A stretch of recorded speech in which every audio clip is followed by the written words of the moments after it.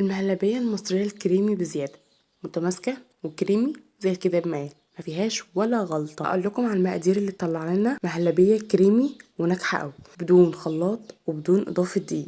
مش هتكلم كتير عن نجاح الوصفة، ما تنسوش الاشتراك في القناة وتفعيل زر الجرس ليصلكم اشعار بوصفاتي الجديدة.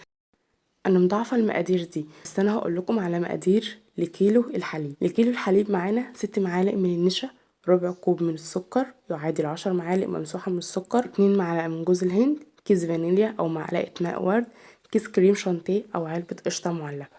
انا هعملها معاكم النهارده على البارد، واللي على البارد اطعم بكتير من اللي بتعمليها على الساخن. اول حاجه هجيب كيلو الحليب او لتر الحليب اللي معايا يكون طازه، هنزل عليه ب6 معالق من النشا. انا هنا يا جماعه زي ما قلت مضاعفه المقادير، وهنزل عليه بربع كوبايه من السكر، كل ده على البارد، وهقلب كويس جدا. انا لسه على البارد، لسه ما حطيتش على النار، وهفضل اقلب باستمرار عشان اللبن ما يتحرقش معايا وما يعملش قعر وما يلزقش في الحله. نقلبها كويس جدا لان التقليب المستمر في المهلبيه هو اللي هيطلعها كريمي وسوفتي قوي من غير خلاط. كل ما انا بقلب كل ما القوام بيبقى كريمي معايا زي ما انتم شايفين بالطريقه دي. شايفين كريمي قوي ازاي؟ اعرف منين ان المهلبيه دي خلاص استوت او النشا بتاعتي مظبوطه؟ لما اجي اعمل خط كده في المعلقه وما يضمش على بعض كده، بقى هرفعها من على النار وهنزل بمعلقتين من جوز الهند.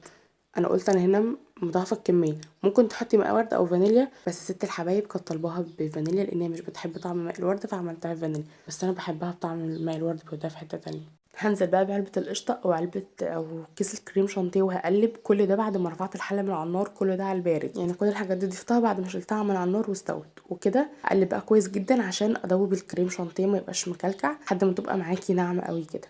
كده المهلبية خلصت. شايفين يعني قوامها اصلا بيتكلم عن نفسه؟ شايفين الجمال يا جماعة؟ حلوة قوي وسوفتي قوي. هحطها بقى في اطباق التقديم وهسيبها لحد ما تبرد كده في الهواء، وبعدين هبدأ ان انا اغطيها بلاستيك راب او بكيس تلاجة، وبعدين احطها في التلاجة لمدة 3-4 ساعات لو انتي مستعجلة، بس يستحسن ان انتي تحطيها يوم كامل في التلاجة. تزينيها بقى بمكسرات، باي حاجة انتي عايزة تزينيها بيها، وبس هتاكلوا بقى اطعم مهلبية مصرية انتوا هتاكلوها في حياتكم.